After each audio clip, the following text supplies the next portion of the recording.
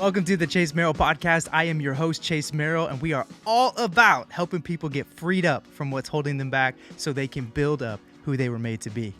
If you want to help us continue to make an impact with this podcast week in and week out, consider joining our new Patreon community. For as little as a cup of coffee a month, you can be a part of helping us get the message and mission of the podcast out to more people more effectively. This is a way that we can come together as a community, and you'll get access to behind the scenes stuff, additional resources and content, and so much more for just as little as $5 a month. You can head over to chasemerrill.com and click Patreon to jump in and get started. Now let's jump into today's conversation. Well, here we go. Welcome to the Chase Merrell podcast. I have my friend Jesse Eckel with me today. Jesse, what up, dude?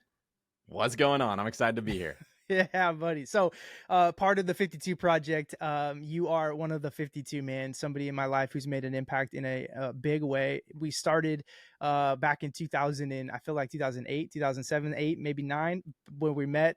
We went on a missions trip together to Fiji, and that's where we started. I'll talk about that in a second. But over the years, part of why we've remained connected, because even we've lived in completely different places, has been primarily because of the journey that you have had on in the digital space as a video creator, as an entrepreneur, and so much more. And so this is definitely one of those moments where I feel like I probably have been more connected to you than you probably have for me. But it's nonetheless, the impact has been massive, and we got to have a little bit of a conversation before recording about more of that. But pumped you're here, dude. Thanks for taking the time today. I know you've got a busy life, family, all of it on your plate, but I really appreciate you making the time to jump on today. Yeah, I'm excited to jump into it. Yeah. So let me do this for those that have no clue who Jesse Eckel is. Will you give them a snapshot, like just where you at, who you connected to, what are you doing, for those that like have no clue that are going to be listening to this? Yeah. So I am primarily in the investment space. So I'm like a content creator in the investment space. It's kind of a confusing mix of things, but basically I went on unemployment after losing my business. I spent 5 years building this business. It's where I made all my income. I have 5 kids. I'm married. And then when COVID hit, my business was in the wedding business. And I went literally from... Oh, go ahead. Which is also part of how we got connected, because when Holly and my wife, got married, we at that point, I think we weren't married when we came to your wedding, because you guys have been married. How long have you been married? We had I don't know. Well, I mean, like I'm thinking you were married before us. I don't know if it was that year or not, but we've been married 11 years in October. So I think you guys have been married like either we're coming up on 14 and we're 13 going on 14 in June. So it's a little bit off. Oh my gosh. How are you, jeez, that's craziness. So we came to your wedding as Holly and I were dating. We hadn't even been engaged yet, but we were on that way. And you invited me to sing at your wedding. Yeah. And that was, so why that's significant for me as well, beyond just the honor that it was, and it was probably felt, but it was the first time I had publicly sang a song that I had written. Oh, I didn't know that. Yeah, bro. Like, I had yet to actually publicly perform a song. I've been leading worship, I've written songs, but I had never done that. And so that was my first time, and was an honor for me. But that was a whole other thing. Getting to sing at your guys' wedding during that moment was such a thing. So, and then you, in like a return, if you will, as like a, hey, thanks for singing at my wedding. I would love to make a wedding video for your guys' wedding. And you killed it. It was phenomenal. And I just posted a clip of it a couple weeks ago. And as I watch it every year, you were so far ahead of the time. Like, man, that was 2012. And it looks like a video that could have been made today because of the quality and the way. That was the first time I'd ever filmed a wedding. And so that video ended up allowing me to book my client out in Texas when we moved out to Texas. So they saw that one. They're like, man, that's so good. And no way. Yeah. So what happened is I created this like free. So I wanted to start a business, and I was working at the time. And so I went on this free wedding website, and I set it up in California, and I was like trying to get clients, and I never got anybody. And then I got a job out in Texas. So we're moving, and I switched it over to Texas just for like 2 weeks. And I was like, well, but I have a job. Like, why am I even doing this? This is Yeah. stupid. And so I went to cancel it. And like the day I went to cancel it, well, the day I was going to go cancel it, I randomly got this call and it was like this girl. And I was like, hello. And she's like, hello. And I was like, who is this? And she's like, is this Alan Tree Films? And I was like, oh, yes. Because I'd never I gotten a guess. call before. And then she's like, oh, I was calling to book you for my wedding. And, are you still available on this date? And I remember sitting there and I paused for like an awkward, unnatural amount of time because I was in my head thinking like, I decided I wasn't going to do this. Am I going to say yes or am I going to say no? And I was just sitting there and I was in my wife's parents' house. And I remember it like vividly. I was in their kitchen staring at like this furnace, just like, am I going to do this? Am I not going to do this? Because a lot of my life path hinged on that choice. And I ended up saying yes. And then that one choice of saying yes ended up starting and kicking off my entire business, which ended Wow. up becoming my part-time gig out there that eventually became a full-time business, eventually moved it back to California. And I built it up from like nothing to at the height of it, I was making $120,000 a year, Let's working go. 12 weeks a year. So I only Come worked 12 on. weeks a year. Let's It was go. a dream, man. It was Yeah. so good. Yeah. And And you know, that's what had to get shut down with COVID or up to that COVID spot, right? Was that part of what led to that moment? Was Yeah, yeah. man. I spent 5 years building this. I was doing like $1 million weddings out in the Bay Area. It was amazing. I did, Thomas Kincaid is. You ever heard of that guy? The Yeah, painter. I have. I did Yeah. his daughter's wedding at like his No, ranch and stuff. no It was, way. yeah. No There's, way. it was cool, man. Yeah. I had a lot of fun with it, and then COVID hit. People stopped getting married, and Yeah. it was after winter. In the wedding industry, you kind of have like reverse summer, so like you get the winter off because people don't get married as often in the winter. And I had my savings, to keep me kind of through the winter, but I was expecting to get some bookings back in April. Yeah. And I had already booked out about $100,000 worth of weddings, and they all canceled over a 2 week period. They all canceled or moved it out to 2020, Oh, 2021, 2022. And so I went from $100,000 in income to zero yeah. overnight. And it was, man, I didn't know what to do. I had bills to pay. I had 5 kids, and I got pretty down. I got pretty depressed. I basically just started playing video games. So like I like coped with my depression by playing Minecraft, and I Yeah. ate like all these waffles. I ate like Eggo chocolate chip waffles, just Yeah. doused in sugar. And my wife and I did this for a while. And my wife just one day like came up to me and was like, "What are you doing? Like you were better than this." And because I didn't know how to cope with it. I was like, it was pretty shattering for me. And Yeah. so I ended up being like, you know what, you're right. It was kind of like the smack in the face I needed. And so I got to work. I started, I didn't really know what to do though. That was the hard part about it is like, it was really hard to build a business. And it Yeah. would been like, I'd been into video stuff my whole life. So I was like, how do you pivot from that to like starting a business overnight? Cause I essentially had to be like, okay, I have this much runway. If I don't have income by then, like I'm screwed. And Right. so I got on unemployment. And that was like really humbling for me because it's like I'd never been on that in my life. Yeah. I felt like a baller doing over $100,000. Like I was making more money than anyone in my family had ever made. To go Yeah. from that to zero was a humbling experience. So what I started doing is I didn't really know where I was going to go or what I was going to do, but I knew the kind of man I needed to be to do it. And so Yeah. what I started doing is reading a book every single week. And so I was like, you know what? I can level up who I am. And that way, when the opportunity comes, I'm ready for it. Right. So good. Yeah. And so I started reading a book every week. The first book I read was, I think, How to Win Friends and Influence People. It's a great book. Yeah.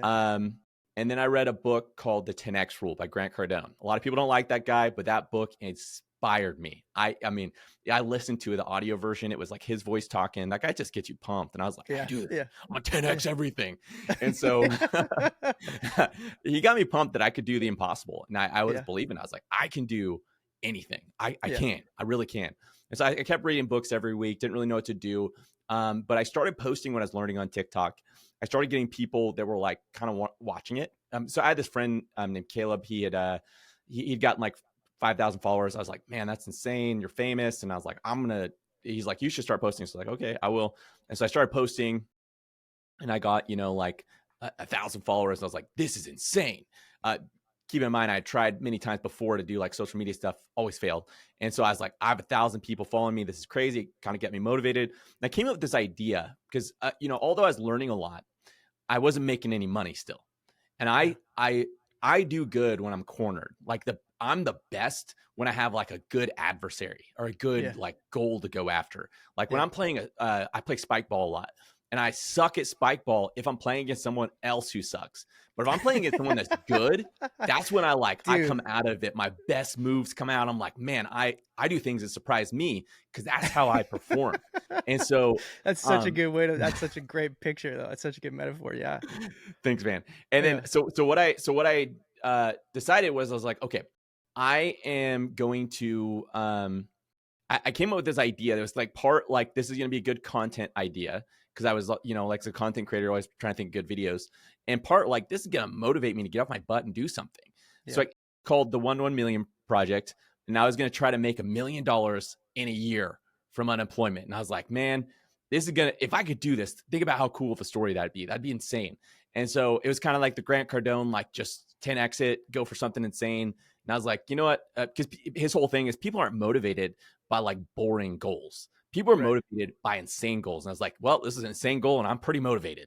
Yeah. So I kind of like timidly put it out on social media. Like, what if I tried this? Cause I was kind of nervous, like about failing in front of a lot of people because my followers kept growing as like 5,000 to 10,000. And then people seemed pretty excited about it. And I was like, finally one week, I'm like, okay, I'm going for it. And I was like, hey, this is going to be my first week. I'm going for it.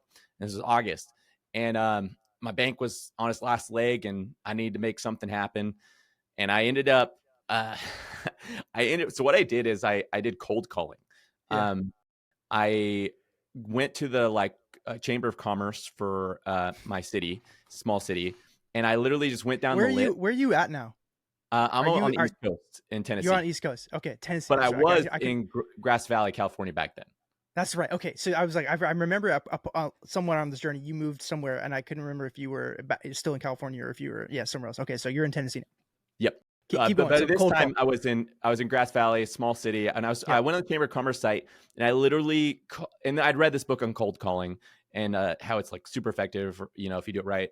So I literally called every single person on the Chamber of Commerce there, Auburn, Roseville, Sacramento. Like I literally would do 50 to 100 calls a day, and I did this for 6 days straight, and I got 0 people to interested in doing anything. I was trying to hit $1,000 goal, 0 people. I was Yeah. failing hard. I ended up getting desperate because I felt like kind of spiraling, like, oh my gosh, I'm going to fail at this. There's no way I'm going to get out of this. Like, I don't know what I'm going to do. I'm going to go work at like a minimum wage job, or I don't know. And so I was like, I'm going to do literally whatever it takes. And it's like something kind of cracked at that moment because like I thought I was pushing 100%, but I realized no, I wasn't. I There's was more. I was playing like I was playing some sort of social media look good rules. I was not playing like my family's future hinges on these rules. So like Yeah. screw this. Like this ain't for social media. This is I need to do it. So I ended up calling my buddy Lucas and I was like, hey, you said you wanted gifts, like like gifts like you send Yeah. in like text message. He wanted Yeah. gifts of himself to send to his clients. He's a weird guy, but he's also an ultra successful guy. So Yeah. it Yeah. works. Yeah. Anyway, so I was like, I'll like take photos of you. I'll turn them into gifts and, I'll charge you $100 or whatever. And then he's like, deal. And I was like, boom, I just made $100. Okay. Yeah. Got that down. And I was like, can you Venmo me it right now? My goal's tomorrow. Can you Venmo me right now? So he sent me that. I ended up posting like an affiliate offer. I was literally just looking at what people said. Affiliate offer. They said if I got anyone to sign up, I could get $100. I posted it on every social media thing I could get. I got one guy to sign up, made $100 off that. And then so I had 800 to go, and I got a call from a dude. So like when you have a business, people call you trying to sell you stuff all the time. They're like, Yeah. take out a loan with us. It'll be good, whatever.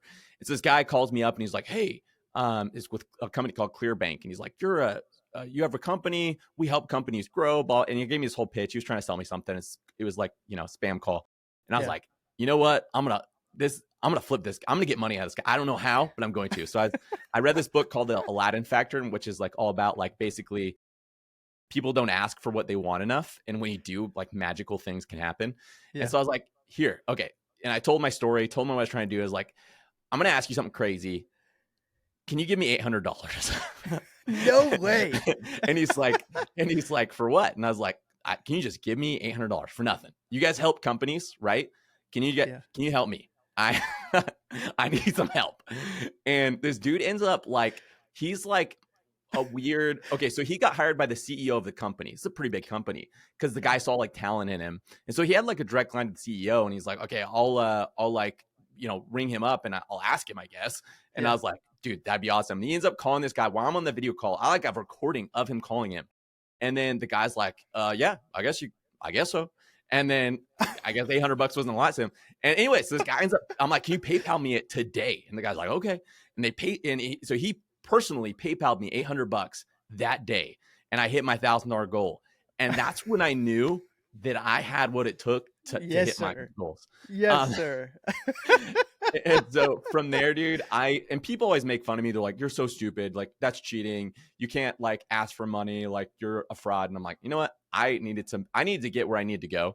That is Yeah. that is like when you're desperate, you don't understand like what it feels like. And so after the coming weeks, I started selling things around my house. I sold my PS4. I sold a bunch of stuff out of my garage. And I literally did everything it took to hit my goals. I was doing side hustles. I tried literally everything that anyone recommended on TikTok. Every side hustle everyone's talked about, I tried. Besides real estate, I never tried that one. But I Yeah. did like I did no, that's not true. I did do real estate. I did land flipping. So it's where you like buy like I sent out like thousands of letters to people who had property based on their tax records, and I would like, you know, I would offer them like a fourth of its actual value and Yeah. just like hope that somebody said yes. And Yeah. like I get a ton of people that actually said yes. And I ended up buying a piece of property and I sold it for like triple what I bought it for. I was like, wow, this works. It was crazy. I did like Facebook ads, I did Pinterest ads, I did Google ads. I did like social media stuff. So like I had a guy that he called me up and he's like, hey, can you do some TikTok ads? Because I was doing all the other ones. I was like, I actually don't know how to do those ones. They're kind of newer. I couldn't really Yeah. find a lot of tutorials on it. And I was like, but I can make TikTok content. And I'd read this book called Never Split the Difference, which was about like it's called extreme anchoring, where you want to like just like yell out like a crazy price. And that's just the Right. whole point of it, is to like make your price seem more reasonable. That was like the Right. whole idea. And I was like, I'm gonna try this. So I was like, okay, listen, here's what I could do. I could consult you on how to make good content, because I knew how to make good content at this point on TikTok. I could consult you how to make good content, for like $2,500 or whatever a month. Or I could do like a whole package where I do it all for you for like $10,000 a month. And I definitely did not I was not going for that $10,000 a month package. I was going for the $2,500 a month package. Right. The guy like sits there and he's like thinking, he's like, okay, I'll do the 10,000 a month package. And I was like, what? No way. And I was like, there's no way this is going to, and I remember for like weeks, I was like, there's no way this guy's going to actually wire me $10,000. And he did. And we ended up helping him a lot. So I did that for quite a few months. I ended up he'd spent like a year trying to grow his socials. He'd gotten to like 500 followers after a year. He spent a lot of money on it. We did in 3 months, we got him to 50,000. And so, Wow. yeah, we did really help him. I like gave it my all. I was like, man, this guy's going out on a limb for me. I'm going to make sure this works for him. And Yeah. so, I did that. I did a product. So, there was like the whole Amazon FBA. I like worked, this was really hard. I like went to like talk to these people from China, and I was like, I want to make this product and I want it to be like a planner. And I like designed the whole thing in Canva myself. I like every line I had to like move to. And anyway, so like that was a process, took months. I had to put I spent like $5,000 to just like order them without even knowing if anyone would buy them. It was pretty Yeah. scary. Yeah. You're But I talking ended about up selling. you're talking about a physical product too, like a Yeah. physical I planet, mean, right? Because I, because I know from following you what it is, but for those that maybe watch it, they don't. You got one? yeah, Dope. yeah. So that's it. I use them still, but anyway, I made more money than I spent, but it wasn't like I didn't like crush it or Yeah. anything on it. Sure. Just more than I spent. Anyway, so I tried everything. And the first year, I failed to hit my goal, but I ended up making it to $147,000, which was insane. It was more than I'd made before. It took a lot of Jeez. work. Keep in Jeez, mind, I was dude. working like 17-hour days. I was like Right. giving it my all, and I So was so exhausted. so pause on that. Pause for a moment, because part of what people listening, I know, in my personal too, like how did in that endeavor, right? You've got the motivation of like my family, you know, taking care of them, hitting these goals. That's all like driving you in a new way. Like you dug into a deeper space than ever before. How in that pursuit did you keep your family together?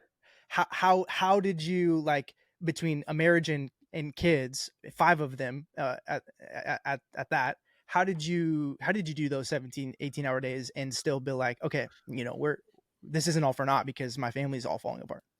So what I would do is essentially in the mornings, um, at that time, every morning I would get up and one of my kids, we'd go on like an hour adventure before I did work. So I just get up really early. We'd go on like a hike Yeah, to the Empire Mine. We actually, at the time we were doing this whole, they were like obsessed with it. So I made up this whole game around like, they were really into Pokemon. So yeah, we had like this Pokemon like RPG thing we were doing. I had like my phone where I'd like store the ones they caught and we'd like go like walk around the forest and I'd be like, oh, the Pokedex is detecting this kind of Pokemon. Do you want to catch it? And they're like, yeah. And then they like, anyway, they were yeah, like obsessed at the time. And yeah. so we had like whole You were storylines and stuff. you leaned in with them, you know, like for the first part of your day, like you're like hanging out in a way that was Yeah. like on their level. Yeah, I spend an hour, or we go like ride bikes at the fairgrounds or something. And so I do a one-on-one time with each one of them in the mornings. And then after I get off work, we'd always hang out and do stuff. Like I would just get up really early. I'd start my day really early. And then usually I would just like skip like maybe watching a show at night or like, Sure, you know, sure. like I didn't play any video games or anything like that. Like I would just essentially it was work and family and that's and sleep. Right. So Um, so that sorry, one more question on that because I think this is important for people that are like they're thinking about how whatever this is for them in their life, right? To some degree, there's this how to there's a tension between like can you accomplish those goals without compromising some of the things that keep you or the things you care about the most healthy, right? And I think part of where the tension that I've experienced in my own life is like that there are seasons, and I actually still don't know fully where I would stay or land on this, but like it's impossible at some level. You either have to be okay with the fact that you're not going to maybe get where you want to get for a longer period of time, and you can remain in some of those rhythms or whatever, where you're not working 17 8-hour days, but the reality is you're just not. Or you the other side of it is you lean in for a season and know that there's going to be a season of sacrifice, and your wife or your spouse or your kids are on kind of that same page of recognizing, okay, we're going to lean in for a bit. Did you find yourself like navigating that tension, or did you feel like for the most part, um I guess how did you see it? Did you see it like through the lens of like this is going to be a season of some sacrifice and we're in it together, or was it like something you just developed over time? You recognize like, okay, I need to give them more of this here, or I need to peel back more of this here. so when I read that book by Grant Cardone, The 10X Rule, Yeah, one of his whole things that I actually hated when he said it, but the more I thought about it, the more I actually agreed with it, was he says you have an obligation to be successful, which sounds like a pretty like just jerk thing. And he comes across as sort of like an a-hole some of the time. sure, sure. But it kind of sounds like that, right? You're like, obligation to be successful. What is this? This is like insane. But his whole point was like, hey, so many good people don't like push themselves to like their potential is, and instead you have these really like wicked people that do, and so they end up Yeah, controlling the game. They control the politics, they control the companies or whatever, and so these people end up leading instead of you. You're the yeah, person that's actually qualified, and because you're like you don't want to push yourself to be successful, and he's like that's not right. If you have the ability to lead well, if you're a good person that is has discernment and the ability to help people, why yeah, are you not pushing yourself to your limits to do that? And so part part of me was is part of that, but part of it was when I was thinking about my kids and I was thinking about the example I said, your kids so often just turn out however you are. And I was so fearful that like they would see me as this failure who like the guy that almost was successful, that almost built something that was valuable and then ended up having to go on unemployment and then failed at this whole social media thing and ended up having to get a normal job. I did not want my kids to see that story. I yeah, wanted my kids to see a guy that had failed, but turned that failure into his greatest success. And yeah, so for me, there, like there was a thing. it was an important season that, like, yeah, I know I'm not going to get as much quality time with my family. I set aside things so that I get some time, but I knew Yeah. I wasn't going to get as much because I felt like, you know what, if my kids, maybe I spend a bunch of time with them, but I'm this, I, this is the example I set for them. Then they grow up and they live these, kind of tough lives. Yeah. To me, it wasn't worth, like, I want to set a good example. Your kids Yeah. really do just turn out like you are. If you're an Yep. angry person, your kids are going to be angry. If you're a miserable Yeah. person, your kids are going to be miserable. If you're a lazy person, your kids are going to be lazy. Like, so much of your parenting is actually just they become you. And you see that in who Right. you become. Like, like, I have so many parts of my family and I see so many of my friends, and they're just like, they end up becoming their parents. And Yeah. so the best way you can parent is be the person you want your kids to be. Yeah. And So so, good. but yeah, it was a season, and it's still a struggle for me. Like, I missed my family. I missed doing things. I missed vacations and like just having fun with them. And I Yeah. didn't get as much of that during that year journey. Yeah. I tried to include them in things. They were in a lot of the videos. You could see, like, Yeah. I as much as I could, but man, I was in survival mode and I was pushing myself. And yeah, the scariest thing for me was that I kept telling myself this is just for a season, but I was Right. afraid that somehow that would evolve into. Have you ever seen the movie Click? Yeah. With that Adam Dude, like Sandler. that movie, Adam Sandler, it's a comedy. It's supposed to be Yeah. that, like, movie makes me cry every time I see it for some Yeah. reason. It has weirdly inspirational movie Yeah. Yeah. with No, Adam for Sandler. sure. Yeah.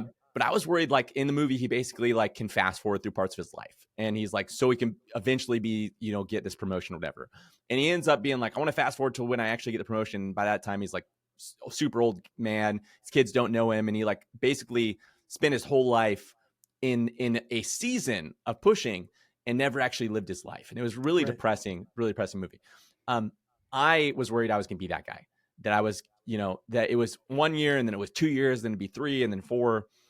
So I was afraid of that. And I don't really know. I mean, I ended up hitting my goal in 1 year and I ended up pulling back and going back to a normal schedule. And I did find that balance, but it was definitely a risk. And that's definitely something I was, like I said, afraid Yeah. of happening. Yeah. Well, a part of the journey that I got to watch and those that have followed you got to see too, but you mentioned it, like it felt like even in that deep sacrifice for that season initially up front too, you were intentional about including your kids and your, like, even in the, like, even in those TikTok videos with the 1 to 1 million, kind of project and goal, I mean, they're having fun in some of those things, and you could just see Yeah. you weren't trying to hide that. You were like, you brought it in and included them, and that made it even more, like, I think, even more as a follower, somebody who's watching the journey, being like, this dude's a real dude and he cares about the things that matter more than just his success with this, which I think is a testament to who you are. I also think it's a testament to the continued success that you're having, and that really completed. So that first year, like you mentioned, you got 140 something thousand, dollars. You didn't hit your million, but yeah, you hit more than you've ever got before. And I think everybody that had been, begun following you up to that journey was like, oh shoot, this is for real. Like, this isn't like gonna, if they were a part of it from the beginning, which I was, because I knew you already before that and had been following you from those spaces, that was the moment where it was like, okay, shoot, this is actually something that, like, this dude's gonna see this. Like, this dude's actually gonna see, so what after that first year, you kind of begin to pivot and you're like, all right, didn't hit my goal, but man, look at what we did. Now it's, whatever it was to 1 million or something like that. You shifted it a little bit, but it was a similar kind of pursuit. So what ended up happening is, around when I hit like $80,000, I started to recognize there was no way I was going to hit $1 million doing side hustles. There just Right. wasn't going to happen. And so I read a book called Rich Dad Poor Dad. I read Yeah. another book called The Richest Man in Babylon. Yeah. They're both about financial, like, mindset and financial literacy. And those books changed my life. I actually read them on the drive from California to Tennessee. And while I listened to them on the drive, it was late Yeah. at night. The kids were all sleeping in the van as we're driving. And I was having an epiphany of, like, oh my gosh, I've been doing life all wrong. It was like things I've heard, but when they said it, it like clicked in a different way where I was like, I need to put my money. That's the whole concept, is like, you need to put your money to work for you. You don't Yeah. go out and work, but you put your money out to work, and then the money your money makes, that's what you spend. And I was Right. like, nobody ever taught me that. That's crazy. And so I was like, I need to start investing. I need to start doing stuff like that. And so I ended up jumping, like, face first into the crypto space. That was a Yeah. space that I had some understanding in. In 2017, I'd done it. I'd made so much money, and I lost it all. I lost every bit of it and then some. It hurt. I was depressed. I was down. That was a wild ride. That had been something that. So I had this whole thing where like I hadn't told my wife any like that I had been investing in it, and I was going to be like, I'm going to be a millionaire doing this, and I'm not going to tell her till we're millionaires. I was going to surprise her. That was like Right. I mean, I was stupid back then.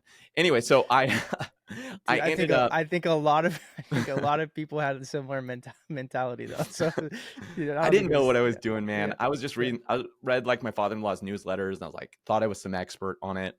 Anyway, I ended up losing all my money, but I kept paying it. Like I remember, like I went and got a milkshake with my father-in-law because he lost a lot of money too, and I remember thinking to myself, I lost more money than I make in like multiple years, but I'm going to make that worth something. Like, I'm not just going to take that loss to my yeah, face and just be like, that's it. This isn't the end. This failure is going to be turned into something that's more powerful. Like, I'm going to look yeah, back and I'm going to be like, thank you for this. And so I ended up I kept reading about it. Like, I kept researching and I kept looking for opportunity. And at this point is when we're way back in time at the 2017. I was trying to do all these side social media things that didn't end up panning out. Um, anyway, so crypto time came and I was like, I'm going to put money into investing. I've been learning. I've been waiting for my time. I'm going to do this. And so I started investing. I went full, like I basically quit all my side hustles, did that full time. I was just giving it my all. My whole thesis was like, what? Most people give it like, 5% of their attention. I'm going to give it right, 150% of my attention. I'm going to right. dominate every single other person trying to invest because I'm going to put in more work than like 100 times more work than anyone else does. Right. And Like at this time, you made it your full-time job and more. Like it was like yes. that was yeah. Yes. And so part of what you're asking, like how to have time with my family, part of that was like productivity. Like I planned out my every day by the hour. Like I was like, boom, here's what I'm doing. I figured the average person is probably hyper inefficient with their time. So if I was 10 times more efficient, then I could get done in a year what would take the average person 10 years. And how Right. it's not that hard to be 10 times more efficient. The average person's pretty lazy and lax with their time. And Yeah. so, I mean, I was giving it my all, like just optimizing to the most degree. And I had some big wins early on, and I went up to like 140,000. I ended up going all in on this like one trade, and I took out leverage. The whole market dumped, and I lost a lot of money. And like I went from like 140,000 back to like 90,000. I was like, oh, it hurt. Yep. And Yep. then I was like, okay, I can't be stupid with this. And so I started becoming a little, well, at the time, I thought I was becoming way more smart. Um, Incremental improvement. That's been my whole Yeah. journey. And like now I look back at even those days and I was like, I was stupid. But anyway, I worked really hard. I made investments. I was working my butt off. I ended up surpassing at 1 year, 6 months, and 3 weeks. I made it to $1.6 million. And so it was insane. Dude, Jeez. it was Jeez, dude. insane. I was like, how is this even real? How is this even happening? And Yeah. it was amazing. And it Yeah. was like I remember just like tears come down my face. I was like, I did it. Like it felt like Yeah. such a vindication of like I'd pushed so hard. I had given it my all. And I skip over like this crypto section a lot because I don't go into a lot of detail. But what most people don't realize is like from sun up to sun down, I was reading through white papers. I was like, combing through Twitter, combing through comments, looking through charts. Like I was doing because I didn't know fully what I was doing. I was just trying to learn. I was trying Right. to grow. I was trying to become better. And I put in a lot of work. And one of the things I learned along that way, along doing that, was I'd started really diving into investing and like, what am I missing? I got to have some blind spots here. And one of Yeah. the biggest lessons that I learned that so many different investment books emphasize was that during a bull run, it's easy to make money. The Yep. trick is hanging on to that money. Right. And I was like, okay, so this is going to be the hard part. I don't quite know how. And so I started making moves. I started figuring out how to hang on to that money. I transferred a lot of it into stables. It ended up being like, and I made mistakes along this whole way. There was so many mistakes I made. Yeah. But one thing I kept doing is I would always take profits. So every time it tripled, I'd take my initial off the table. Great. That was a cautious move, like kind of And paranoid. so many people don't do that. Yeah. Right? Like, so many people don't take profits when they need to, and that's a big part of it too, right? Like, Yeah. I have I That have is a some big I have part. some pretty, yeah, big regrets in my own my own space. But I ended Keep up going, keep going. transferring most of it into stables, this a token where I was earning 20% annually. And I was like, this is awesome. I'm getting out of the market. It ended up happening that token, that stable coin, I hadn't studied the technology behind. I didn't understand how it worked. I was just like, oh, it's a stable coin that works. And it ended up depegging, which means it was supposed to be at $1. It ended up dropping down to like 70 cents or 80 cents. And everyone's like, it's going to repeg, it's going to repeg. And it went all the way up to 90 cents. I remember sitting there, I was talking with another guy that had a bunch of money in it. And I remember sitting there and being like, okay, everyone's saying it's going to go back to $1. Maybe it does. Or I can just accept a 10% loss today and for sure have all my money. So I ended up Right. taking it out, 10% loss, and ended up dropping from there to zero. Dude. So best decision I've made. Ooh, yeah, well done. Well At the done. same time, that I had the token that went with that was called the Luna, and Yeah. I had put $760 in. It turned into 150,000. I had taken about 20,000 out in profit along the way. And I remember making a video talking about how I regretted taking that profit out. I was like, man, I take a third out every time it triples. And I did it with this one, but I was like, man, was it a stupid mistake? Because I could have had X amount, blah, blah, blah. And that one ended up within 24 hours, my 150,000 went to zero. And so I was like, man, I'm so glad I took $20,000 out of that. Like, I'm so Yeah. happy that I did that. And so there was like so many lessons I learned along the way. That has been a battle. And that was a wake up call for me. Like, I have to understand how all this works. If I don't, I'm an idiot. I'm actually thinking I'm giving this my all, giving 150%, but I'm really giving it 10%. I'm not even understand like studying, like I'm not studying macroeconomics. I'm not studying like how stable coins are built and the technology behind this. And so from that point on, I like dove headfirst into all that. And that's been basically my journey since then. And I ended up hanging on to most of that. So I didn't lose. Most people, I think, lost all of it. I ended Yeah. up, I'm still above 1 million. I've hung on to most of it. And Dude, so awesome. So awesome. yeah. And now I'm doing my best to navigate into the next cycle. And just Yeah. again, my thesis is like, if I put in the same amount of work I put into this whole journey and what I'm focusing on right now, it's going to be hard for me to fail. Yes. Even if like say over the next 2 years, crypto went to zero, the whole market went to zero. Um, if I'm paying as much attention to it as I am now, I should be able to navigate that and make sure that I'm not impacted to where, and that's an unrealistic thing for it all to go zero. But Right.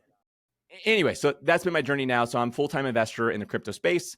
I don't invest in real estate. I don't invest in stocks. I don't do anything else because I want to know what I'm investing into better than anyone else on the planet. And this is a space that I now understand better than anyone else on the planet. And then I make like educational content around the space, like Yeah. teaching people just some of the cool stuff happening. But I don't really make much money. I make like $800 a month for my YouTube channel. My money comes from investing. Like I make my income from Yeah. investing. That's how I make money. So, first of all, thank you for one of the things I think that I have come to really appreciate about you, and those that know you and have followed your journey, is your authenticity and vulnerability along the way. Because you give people that behind the kind of like behind the curtain insight to like, here it is. And so I appreciate that. Even in communicating that today, you did that same thing. But so couple pieces here that I think will be really cool for people to get to hear more of your perspective on. One is that along everything you just communicated, you shared the journey and you documented it really well via primarily. I feel like TikTok was the biggest space, and then you did more of an expounded version of that on YouTube, probably before YouTube Shorts kind of became a thing, and I'm sure that's on there as well. But Yeah. like, so like right now, like you got over 300,000 followers on TikTok, right? To something to that, somewhere in that ballpark. Yeah. Somewhere Um, around there. And then around yeah, 200,000 on YouTube. yeah, which is massive. Like the I've been in the YouTube game, it's like just like little sprinkles since like 2010. Like my first video uploaded is from 2010, probably like right after we hung out.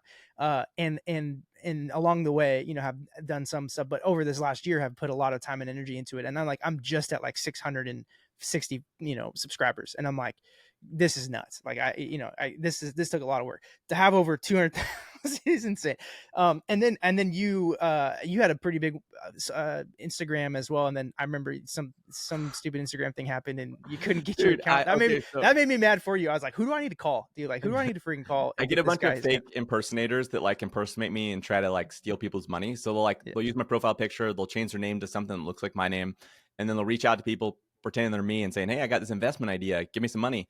Dude, right. people have lost some money. I know a guy worked for the CIA. He lost 5 grand from a fake me. I know another person that lost 20 grand. I know another company that lost 30 grand because they thought that I was going to do videos for them. So there's all these people that get Dude, scammed by these that's guys. It's insane. And they like, I've tried to get verified so many times. I'm like, I just want people to not get scammed. Put yeah, something in my profile that says this is a real me. That's all I want. And they yeah. won't do it. They don't care. But ended up what happening is somebody thought me, the real me, was the fake me. They reported me as an impersonator. Instagram came and said, "Yep, you're not the real you." And I was like, "I can prove. I'll give you an ID." Like they sent me a message, like, "Yeah, I'll send over my ID, whatever you want. I'll take a picture with it. We'll get on a video call. What do you want?" And they're like, we've, based on your response, we can tell you're fake." And it's like some automated thing, and they banned my account. Stupid. They had other ones up. There was like they had one. There was like the real Jesse Eckel, blah blah blah, and it had like my fake or my profile picture, and then it had like an Indian guy with like giving a thumbs up, and I was like, come on, guys. Like these people are obviously scams. It's like pictures of Lamborghinis and stuff. And like I don't do any of that kind of stuff. But yeah, it was frustrating. All the scam accounts got left up. The real account, the actual genuine me got deleted. It had like 40,000 followers. Instagram's Yeah. a hard game. I was proud of myself. I'd gotten there. Right. Well, and yeah, it is a hard game, and I'm thinking about all the like just the pictures and moments that Yeah, that was you more the may or may frustration. not have had on like a backup reservoir, but like still anyway. I think about that for me. I only have like 2,000 followers, and like if all my stuff that I've documented, I'd be mad. You I'm handled it. You handled it well after you shared some of that journey too. But all that you've got a lot of platform now of followership, and that doesn't include Twitter, which I know you're pretty active on. X, pretty active on as well. Um, which is I think a very interesting space to continue. It's been I mean, huge space. I'm sure you would have more insight than I do on when it comes to the crypto world from being on Twitter. Like if you're not on Twitter and you have any desire to be or are in the crypto space, investment space, like you miss a lot in that space, especially like from a timeliness standpoint. You get a lot of information quick there, and Yeah. that it seems like it's been pretty valuable. So that's where, so for people that don't know and aren't following you, one, you should, because all of the journey you just communicated as well, you documented in short form and long form video, and it's so worth going back and just watching. If anything, go jump on TikTok and just scroll through, man, some of that 1 to 100 or 1 to 1 million journey and beyond. You do a freaking amazing job, taking us on the journey with that. Yeah, on my YouTube too, I have 2 videos where I like do a full recap. So one's called "I Try to Make $1 million in a Year," and the other one's I made $1 million in a year and a half. So like Yeah. watch either of those videos and they do a Yeah. really good job recapping the whole thing. And The full scope. yeah, I do clips from all the TikToks and stuff. So Yeah, cool. Okay, so yeah, and I'll make sure. And obviously, I'll have all the descriptions for people to be able to find that quick. But Jesse Eckel is the name in case to go search that, and you'll be able to find it on both platforms. But so there's that. So you are continuing to kind of like share the journey, and then now really pivoted into along kind of identifying, man, what do I love, like what lights a fire under me, like what do I find myself good at, and then wanting to learn more about. You've really kind of honed in a focus on the crypto investment space is yes, where you've kind of landed now. yes, I have. The more I went down the rabbit hole of like how the space works, the more, and a lot of people don't understand this if you're not like, I guess, watching the space. But the more I became like inspired by what was being built, because Yeah. I think most people, they see like the headlines. So they're like, oh, some dude made a lot of money, bought a Lamborghini. Or they're like, oh, some dude got scammed. And like, Right. that's all they see about the space. They don't even know why crypto like, what is the point of this? They Right. think it's some gambling like Ponzi thing or whatever. But the like underlying tech, like what's being built is incredible. And I think it's not only a net positive for humanity, but like a massive upgrade for the way that we do uh, the way that we do finance, but also the way that we do coordination. So like crypto at its core is like essentially an upgrade to coordination technology. If you think about it, like the US government was like the first. If you think about, before the US government, you had kings, right? You had a king, they're like the ruler, they what they say goes, and that's it. But even go back further, you have like tribes, right? Like you have one tribe that maybe coordinates together. They elect a ruler, and that ruler Right. allows them to coordinate together. The ruler is like the centralized figure that allows them to coordinate.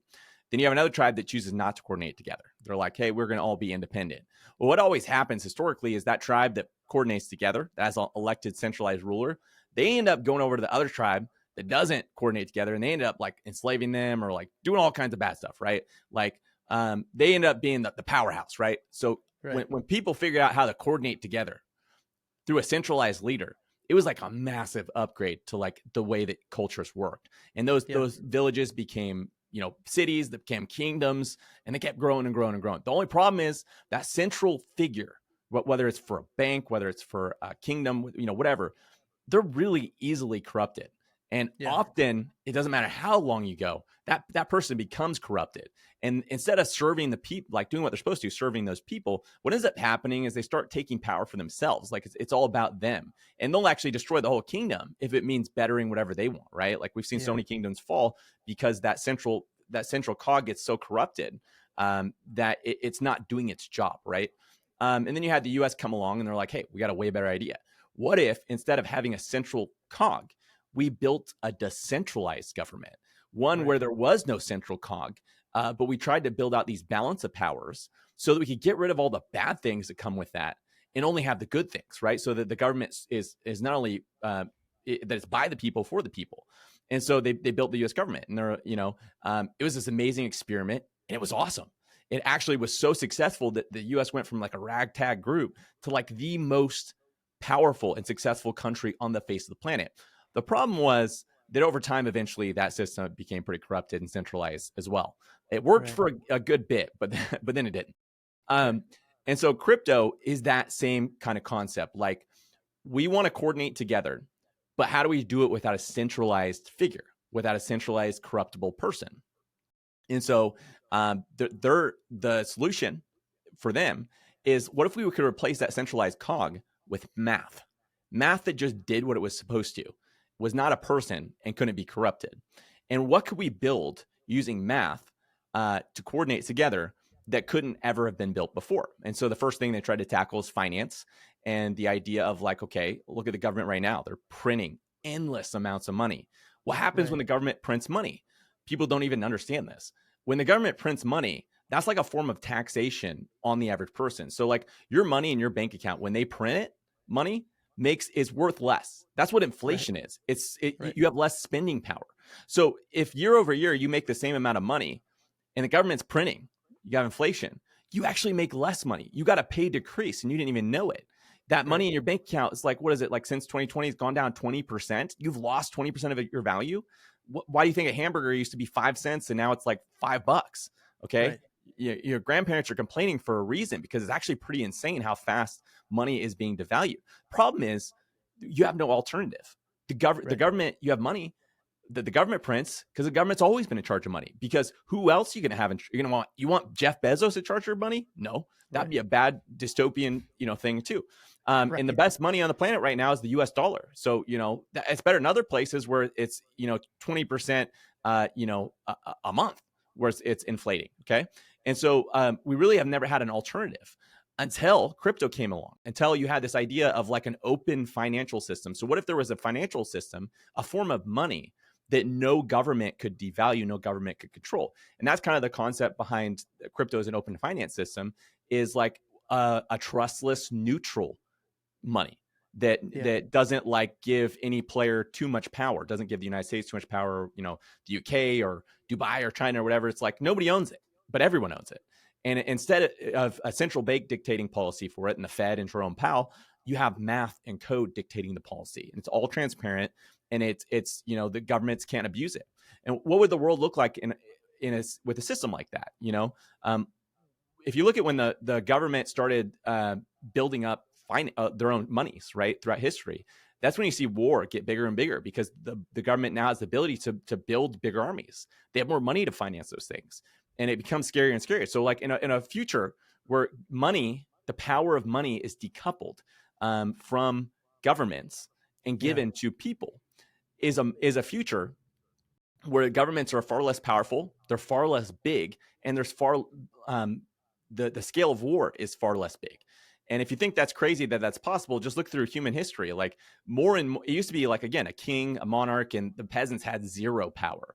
And it's Right. over time, people, the average person has gained more and more power as technology has enabled it and made governments role in that smaller and smaller. And like the internet and the freedom of information.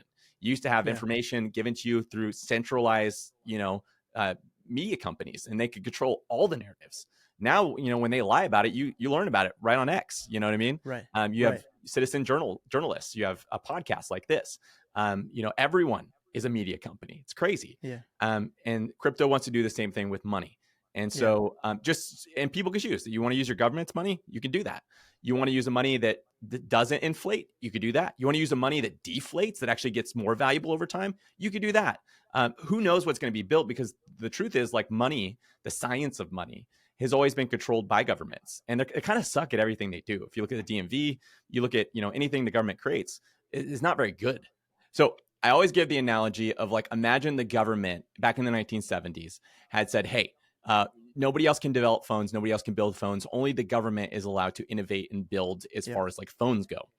You'd imagine today phones would probably look about identical to they did back in the 1970s. You have corded phones. There would be no such thing as an iPhone or a smartphone, or the cameras in your pocket. That would be impossible, because the government doesn't innovate on that scale. So if you imagine with finance, like the government has been in charge of innovating as far as money science, the science of money, for all of history, right? For not all of Right. history, Right. but for most of it, right? They control that game. And so what kind of products and ideas are we going to get when money is built on the open market? Like, obviously you're going to get a lot of failures, but that's how you learn. Like, it is through failures and mistakes that something good is eventually built, is on the Yes. back of those failures. And so the open market is going to make a lot of experiments. They're going to have a lot of mistakes. They're going to have a lot of failures, but then they're going to have successes that you would have never before seen in maybe a government environment where they just want to keep things perfect, and they don't have the Yeah. room to experiment like that. And so it is my belief that over time, we're going to see some really awesome things come out of what's being built, and we already are. There's already people that are, learning to store their wealth in crypto. They're learning to store their wealth in things that appreciate in value, versus storing it in a bank account where it's constantly getting degraded. And so, I'm very Yeah. passionate about the space, and I'm passionate about what's being built. And there's more to it than that. There's decentralized science. There's the DePIN sector. There's charity on chain, which is amazing. It's the ability to like transparently track every dollar that's spent and cut out a lot of the middlemen that take a cut of all these things, making it a lot more efficient to distribute this money all over the world. There's so many different elements to it. Again, if it's a Right. coordination technology, what can we replace with code that typically a person would typically have to be Right. in that position? And it gets me really excited, and I'm excited to Yeah. see where it goes I in the am future. too, and I haven't on this podcast, at least I haven't shared a ton of my journey in the crypto investment space, and I do plan on sharing more of that in the days to come, in future things with this. But for all intents and purposes of this conversation, like, part of your journey that you've walked out over the last year and a half, 2 years, I've followed closely, and has been a big impact in my journey when it comes to not only just the deep dive into like what could be, whether it's like, man, this goal, audacious, crazy goal, or in the crypto investment space, or content creation, etc. But one of the things I know for sure, that I definitely align with in what you're saying, is that this has got more of a future than it doesn't. And I think part of what, most of my audience will have like that very base level, if not, no level of understanding of the crypto space that I know currently is listening or watching, as much as I'm in very much so in the research and understanding space, and have been for the last, year and a half as well, 2 years. But I would say it's definitely going to have a future, and more than it's not. And I know there's a lot of uh, negatives potentially that would maybe conflict to the positives that you just communicated, that people have as hesitations.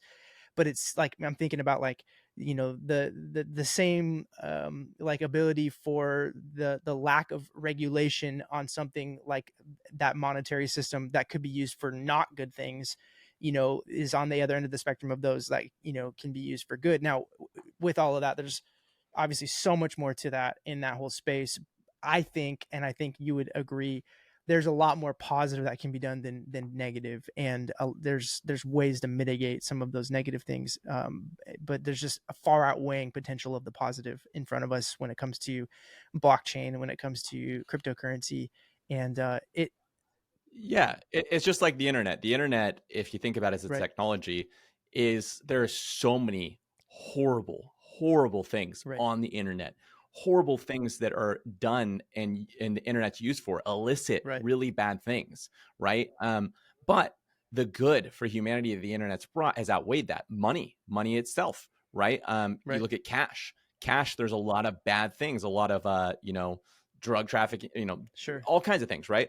Laundering money. But at the same time, like the privacy of cash has actually been really beneficial for humanity. And now that that's going away, people are starting to get afraid of that because they're like, well, I don't want the government to be able to monitor right, everything I do. And, you have China right now where they have digital cash that expires. So you can never save money. So if you have money, imagine if your money expired if you didn't spend it by a certain date. You could never save up wealth. That's what's happening in China. You have social scores that dictate what you're able to do, and they track every the way you spend. And you spend it in the wrong way, your social score goes down. That's a dystopian future we don't want to see. So yeah, there's illicit things about the way money's used, but the privacy preserving technology of having cash is actually a yeah, beneficial thing. So there's a lot of technologies that are like that. Yes, when you have freedom, people can choose to right, do bad things, but that doesn't mean you yeah. shouldn't have freedom. It's really good. It's a really good way to put it. So So okay, kind of coming to the wrap up of the convo. Which, by the way, I could do this for a long time. I could do a 3 hour Joe Rogan podcast with you without even breathing. But coming to the end of this thing here today, kind of two questions to wrap up. One is going to be the question that I mentioned, before we actually recorded. I ask every guest around that idea of the why of this podcast.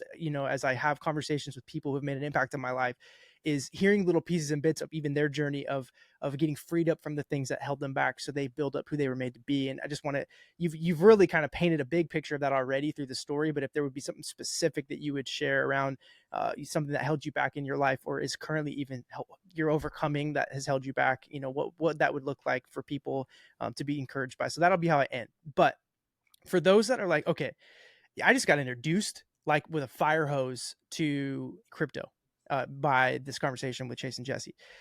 What I mean, could you give them just like so they don't get hurt, or they don't get whatever, like where would even be a place for somebody yeah. to continue? I mean, I beyond going to, I would say, go ahead. So if you want to learn, my YouTube channel, I orient it Yeah, towards learning a lot, and I'm pretty good at telling people to like, I don't ever tell people go buy this thing. I'm always like, hey, I actually tell people don't just copy me.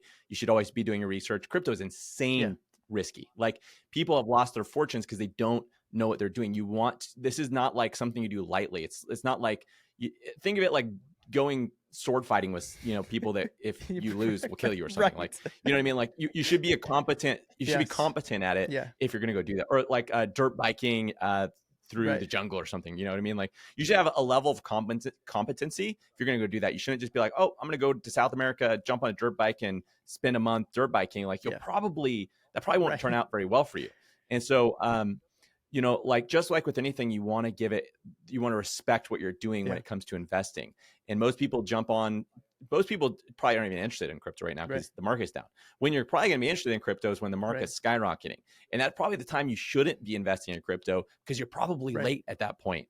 And so maybe pay attention when people are not paying attention and start to get a yeah, little bit nervous and start to be cautious and take, some of your initial off the table when people are starting to pay. When everyone's talking about it, yeah, that's when you should be a little scared. But if you want to learn more about it and you're just learning to learn, my yeah, channel is a great place. I talk a lot about concepts like this and the different things that are being built, and yeah. it's interesting. It and is really and interesting. I'll add to that for those listening too. Like you do keep it interesting, like on a practical, like just communication standpoint. Like you're easy to follow. I'm not like halfway into a video and going like, man, when is this over? You draw in really well. I mean, as a communicator, you're an excellent communicator, and then when it comes to the video side of creation, you do a phenomenal job with that too. So just for people that are like, I Thank don't you. know, this seems maybe like too much for me, or maybe even boring, which it's not at all, but I could see how somebody that has no concept of it could think it is. You do a great job making it not boring and extremely like palatable for people that have no clue. So can encourage people to continue to do that journey of investigating more via your channel and following that space, and continuing to see the journey that you unpack for yourself. I think people are really invested in just like, man, this guy's the real deal. He's been he's been doing it for a long enough time now to not just be like a flash in the pan kind of guy. And you're, like you've mentioned, you are obviously putting in the time and the research and the understanding to be able to be proficiently competent in what you're talking about, which is it's going to be more and more needed in this space for people to trust it the way I think it needs to get trusted for the future of it. So, um, so there's that. To the question, freed up to build up question, man. Will you give people just what one nugget of your freed up to build up journey that you would say to encourage people maybe that you experienced along the way? So something that maybe I've been freed up from on this journey has been, I think, I think most people cap their potential and what they're capable of based off of maybe what your Mm, parents did. And for me, that was hardcore me. So I grew up really poor. I lived in like the lowest income apartments in my city. Okay, it's like every neighbor was doing meth or whatever. Um, it was $400 a month. My mom works at Rite Aid. That's all she could afford. We were not wealthy. Okay, my dad was the wealthiest guy. My mom would be like, he's so rich, and he because he made like almost $3,000 a month, and that was like crazy wealthy. So my goal, my whole life was like, if I could make $40,000 a year, I am a rich guy. I am like, that is my potential. Okay. That is what I'm capable of. And it's not like I only sure. thought about Yeah. money or anything. I'm just saying like, as far as my earning potential, like my potential as like a person, like Yeah. that's what I'm capable of. And I did. I got to 40,000. I was like, this is crazy. I'm so successful. This is wild. I've never made this. Like, who would have thought? Little old me. And and I had severely capped what I was capable of. And I started to realize along this journey that when I was desperate, and just so many things were working, so many of these side hustles just worked. I was like, this is. I mean, it's hard. I was given a lot of work, but I was doable. Like I was capable of this the whole time. I could have been doing this the whole time, and it just blew my mind. I was like, wow, like this is a lot. It's actually not like Yeah. that much harder to be rapidly successful. These people that are doing these things are Yeah. not that smart. They aren't. They just actually think they just believe that they're Yep. capable of these things. They try. Most people just don't even try for these things. They don't even like, they're like, oh, I can't do that. And so learning that I had more potential than I ever dreamed. Um, and that I was capable of more than, maybe what my parents Yeah. were capable of. And that it was so fun to see Yeah. where this led, to see like Yeah. who I would become. And it's actually like Yeah. invigorating. Like I didn't realize I was like living in this dull life of like staying within my Yeah. drawing within the lines, staying within my bounds that society had pushed along. Oh, you're this kid from low income apartments. Your mom works at Rite Aid. Your dad smokes weed all day. Your mom's an alcoholic. Oh, this is what you're going to Mm, end up as an adult. This is all you're capable. This is who you are. And realizing that so much of that was painted in for me, yeah. and it wasn't true. I get to Yeah. decide who I become. And why the heck was I aiming so low? Why was I aiming for these small goals that take as much Yeah. work as the big goals? If you want to make $10 million, it's not that much different than like making 60 grand a year, whatever, 50 grand a year. It really isn't. People think it is, but they're just two different paths. They both take a lot of work. So why do you aim for the low goal when you should be just aiming for that high goal if that's what you're after? And maybe it isn't money. Maybe you don't. Maybe it's just like you want to be the fittest version of yourself. You want to run like 1,000 miles. Maybe it's you want to be the best at whatever sport you do, or whatever it is. Like I think everyone should push themselves in some area of their life and say, I'm going to be maybe not the best in the world, but I'm going to be the best version of myself that's possible. I think of it as like the legend think about like how your life could turn out. You have Yeah. like all these different paths. There's, Chase that could end up being like a plumber. There's Chase that's, pastor. And, that's who you are. And then there's somewhere out there, there's like this legendary path that like you have to be brave enough and bold enough to go down. That is chase the the most potential you could possibly have, the legendary Yeah. version of yourself that exists. And my fear is not Yeah. going down that path, because that's when I say your potential is not your potential, who you were meant to be. Did not like the Lord make you in a certain way, saying here's the potential, here's where Right. I've capped it. Right. Okay. And if he set those bounds, is that not meant where is that not Right. where you're supposed to go? And I think everyone should go to that. I think everyone should. I see too many of my friends that are miserable with stupid jobs they don't like. They're, their marriage is just Yeah. like sucking. They're not putting in the work. They're watching TV all day, playing video games, and they're not healthy. They're not doing good. And I think to myself, why? Why do you not live up to who Yeah. you could become? I think it's most people don't Yeah. think they have permission to do that. Yeah. I'm saying, go do it. You have permission.